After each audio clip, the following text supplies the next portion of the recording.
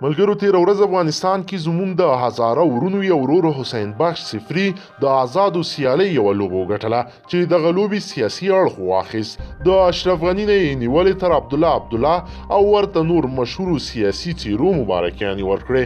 ټویټر او فیسبوک باندې ډېر زیات وستایل شو. او هم زمان کې زموږ او تاسو یو بل ډیر تکړه ورور سمیع فیضي چې د صفري د لوبې نه سطح ډیره لوړه او ډیر قوي او خطرناک هدف سره جوړه شوی وو چې دی وتوانېده هغه ته ماتې ورکړي. هغه و چې د سمیع فیضي ډیر سخت غوسه شو، ویلې چې دا توپیري چلند ده او ورته غبرګون د ډیرو افغانانو هم راوپارېده. ملګرو د مور یو حمدالله محب بیا د ټولو په ضد سمیع فیضي خپل دفتر ته دعوت کړ او څه ورسره وکړل. ویډیو تر پای وګورئ. قدرمنو لیدونکو السلام علیکم، ستړي مشئ. په آزادو سیالیو کې د افغانستان تکړه لوبغاړی سمیع فیضي تېره شپه ناوخته په یوه ناسته کې د ملي امنیت سلاکار ډاکټر عبدالله محب له لوري ستایل شوی دی او په راتلونکي ورسره د مرستو همکاریو ژمنه کړې ده. د افغانستان د ملي امنیت شورا له لوري هم په یوې خبرپاڼه کې راغلي چې تېره شپه عبدالله محب په خپل کاري دفتر کې د آزادو سیالیو د افغان لوبغاړي سمیع فیضي سره ولیدل او د هغه بریا یې وستایلې. محب په دې ناسته کې په ټولنیزو رسنیو د سمیع فیضي د هغه ګیلو په ځواب کې ویل چې هغه د تیرو څو ورځو راهیسې کولې او ګواګې حکومت ورسره توپیري چلند کوي.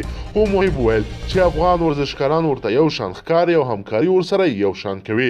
د عبدالله محب پر وینا د سمیع فیضي غوښتنو سره سم په اړوند نهادونو لازمه اسانتیاوې رامنځته کړې او ډېره همکاري به وکړي څو افغان ورزشکارانو ته په راتلونکي کې کومې ستونزې راولاړې نه شي.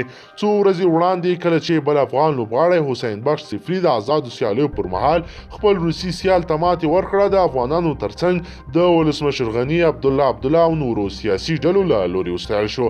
د صفري په لویه کچه د ستاینې وروسته د افغانستان د آزادو سیالۍ بل اتل لوبغاړی سمیع فیضي هم د ټولنیزو رسنیو له لارې په افغانو چارواکو او ولس نیوکې وکړې چې ګواکې ولې یو هزاره په لوړه کچه ستایل کیږي، خو نوموړی له مسلسل بریاو سره هم نه دی ستایل شوی.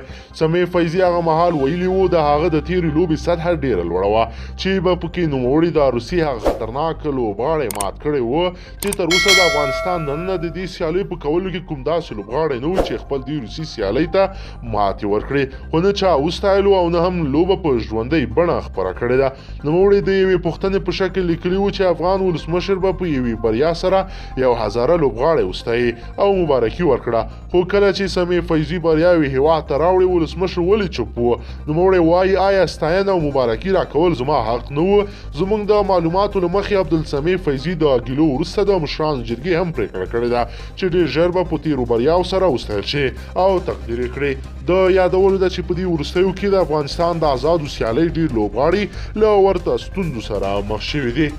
قدرمنو لیدونکو که چیرې غواړئ چې ورته تازه او مهمو پیښو څخه ځان ډېر ژر او لنډ خبر کړئ، زموږ چینل د سره ضرور سبسکرایب کړئ.